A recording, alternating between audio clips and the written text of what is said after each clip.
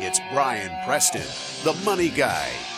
This is the part that always catches my eye, is that surprisingly 50% of investors actually miss this investment. And I want to kind of set this up with, here's the part that I think is interesting. What if you could structure an investment that buys the market instead of trying to individually pick winners and losers? Okay. What if you could also tap into the optimism of mankind, meaning we're always innovating, we're always generating economic growth. Okay. You could go ahead and tap into that. And then what if this investment, this one holding, could also help insulate you from some of the biggest downfalls that investors have, like excessive trading, like too loyal or attached to a specific holding, and just being straight up wrong with your investment pick. Sure. All of that could be insulated with this mystical investment. It sounds too good to be true. Sign me up. I'm in. Of course, we are talking about index investing. That's right. You're not trying to outsmart yourself. All you're doing is saying, instead of beating the market, I'm just going to be with the market. Love it. And it's really a powerful thing. And by the way, this revolution, because there is a revolution going on behind the scenes, has happened right before my professional eyes. And let me give you some details of what I mean. We know that Bogle came up with the first official index fund in the 70s. Okay.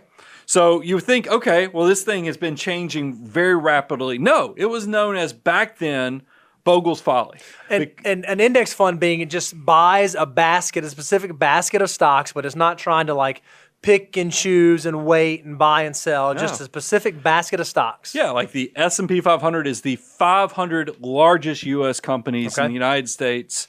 You know, it's market cap weighted. Sure. It's one of those things, and this is how you end up owning Google, Apple, you know, all the brands of things you're dealing with on a day-to-day basis. It even goes on to Home Depot, Coca-Cola. Sure. All these things make it into the S&P 500, and that's just one indice. There's also international indexes. There's small cap indexes. But Bond indexes. Instead of you trying to pick the actual individual holdings, you're just going to buy the market itself. Sure. So here's the thing I think is interesting, because like I said, there's a revolution going on this.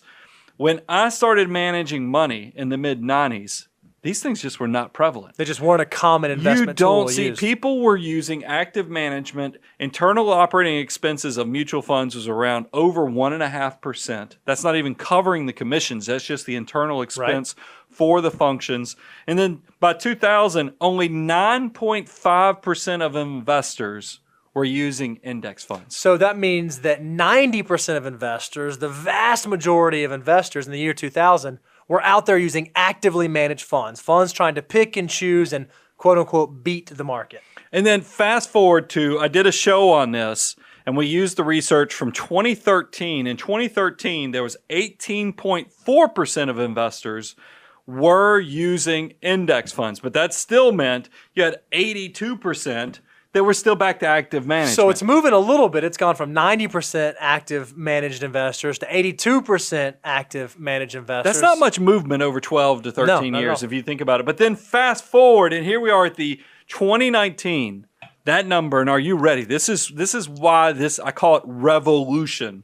Now, 49.97% of investors are using index funds. So it is 50-50. I mean, it has been a huge resurgence that we've seen since the turn of the millennia to folks using index funds. And it makes sense. I completely get this, and that's what we're going to explain on the show.